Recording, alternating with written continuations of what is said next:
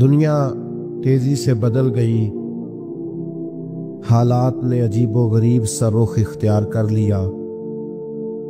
تصوف اور طریقت کے نام پر کچھ لوگ تو بالکل منکر ہی ہو گئے اس خوبصورت طرز تربیت کے، اور کچھ لوگوں نے عجیب و غریب سے فلسفے اختیار کر لیے۔ میں نے کہا تھا موبائل نہ چلائیں بیٹا، اب آپ ادھر دیکھ رہے ہیں میری طرف دیکھنے کی بجائے، کمال ہو گئی۔ موبائل نے تو آپ کے پاس رہنا ہے، میں نے تو چلے جانا ہے۔ اور پھر آپ نے یہ تھوڑی کہا تھا کہ آپ ویڈیو بنوانے آ رہے ہیں، آپ نے تو کہا تھا تقریر کرنی ہے۔ تو یہ جو یہاں قریب قریب بیٹھے ہیں ان کے لیے تو تقریباً منع ہے، کیونکہ یہ میرے سامنے بیٹھے، آپ سے تو میں نے بات کرنی، اور پیارے بھی بڑے لگ رہے ہیں آپ مجھے، اس لیے چھوڑیں اس کام کو۔ تو یہ کتنے سارے کیمرے لگے ہیں، یہ دے دیں گے آپ کو سارے انشاءاللہ تعالی۔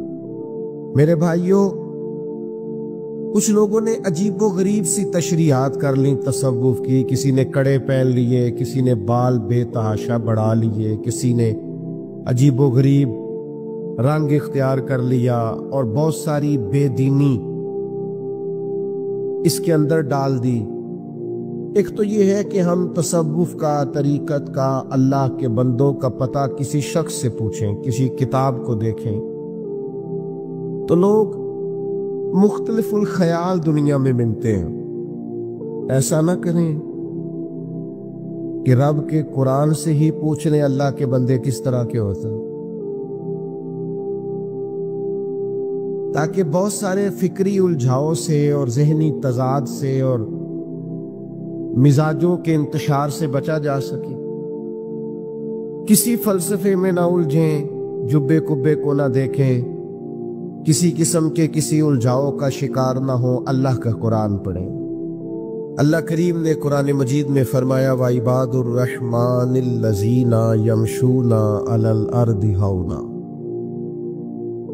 فرمایا رحمان کے بندے وہ ہوتے ہیں جو زمین پر عاجزی سے چلتے ہیں، جو آہستگی سے چلتے ہیں۔ وہ زمین معنی کیا ہے؟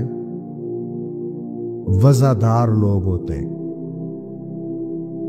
بردبار ہوتے ہیں، تحمل مزاج ہوتے ہیں، اللہ کے بندوں کی طبیعتوں میں ٹھہراؤ ہوتا ہے۔ رحمان کے بندے آہستگی سے چلتے، کوئی تیزی، کوئی پریشانی، کوئی جلد بازی ان کے مزاج میں نہیں ہوتی۔ دوسری بات یہ کہ وَإِذَا خَاطَبَهُمُ الْجَاهِلُونَ قَالُوا سَلَامًا، جب جاہل ان سے گفتگو کرتے ہیں تو وہ جاہلوں سے بحث نہیں کرتے، وہ جب جاہل ان سے بات کرتے ہیں تو قالوا سلاما، وہ کہتے ہیں بھئی تمہیں سلام ہو۔ یہ ان کا دن ہے۔ ایک تو وزادار زندگی گزارتے ہیں، دوسرا الجھتے نہیں جاہلوں سے، اور تیسری بات قرآن نے بیان کی والذین یبیتون لربہم سجدا وقیاما، وہ راتیں گزار دیتے ہیں اپنے رب کے لیے سجدہ کرتے ہوئے اور قیام کرتے ہوئے۔